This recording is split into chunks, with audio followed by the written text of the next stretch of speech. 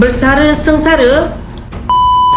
Ramai orang fikir duit pension ataupun duit KWSP cukup untuk hidup selesa di hari tua. Tetapi realitinya, lihat saja berita-berita ni, wang simpanan habis dalam tempoh singkat. Ramai yang terpaksa bekerja semula walaupun telah lanjut usia.